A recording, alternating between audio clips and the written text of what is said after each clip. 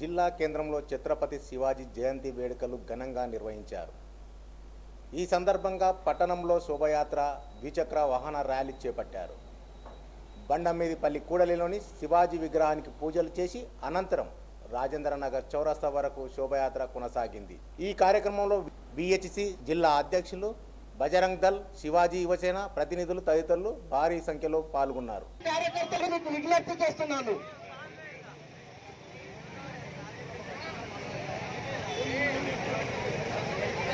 ఒక క్రమబద్ధకరంగా అంటే ఒక 3 వాహనాలు ముందర ఉంటాయి.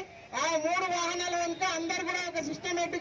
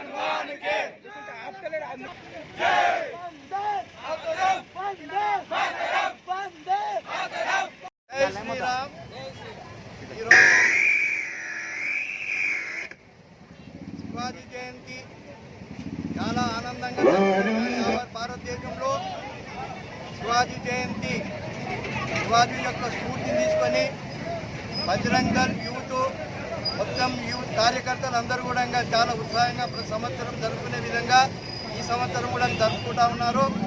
మరి శివాజీ యొక్క గొప్పతనం ఏమిటంటే ఆయన సహజ చక్రవర్తి. ఆయన మన భారతదేశానికి, మన హిందూ సాంప్రదాయం, మన దేవాలయాలను, మన యొక్క స్త్రీలను అగౌరవపరచకుండా తను కాపాడినటువంటి ఆ రోజున శివాజీన లేకుంటే మన భారతదేశం ఎంతో వెనుకబడి ముస్లిం పాలన అయ్యేది కనుక ఆ రోజు శివాజీ మన దేశాన్ని కాపాడిన వ్యక్తి. అటువంటి వ్యక్తి ఆయన చాలా ధైర్య సాహసాలు, ఎంతో ముస్లిం రాజులను ఎదుర్కొని మన భారతదేశాన్ని, మన హిందూ సాంప్రదాయాన్ని, మన సంస్కృతిని, మన దేవాలయాన్ని కాపాడినటువంటి వ్యక్తి. అటువంటి వ్యక్తిని స్ఫూర్తి తీసుకొని ఈనాడు యావత్ భారతదేశంలో కూడా మొత్తం కార్యకర్తలు అందరూ కూడా మెయిన్గా యూత్ యొక్క ఈ కార్యక్రమం జరుపుతూ ఉన్నారు. అదేవిధంగా శివాజీ యొక్క స్ఫూర్తి తీసుకొని వారి మహారాష్ట్రలో జన్మించినటువంటి వ్యక్తి. అటువంటి వ్యక్తిని భారతదేశంలో స్ఫూర్తి తీసుకొని యావత్ ప్రపంచంలో కూడా ఆయన స్ఫూర్తితోన శివాజీ యొక్క జయంతి కార్యక్రమం జరుపుకుంటా ఉన్నాం.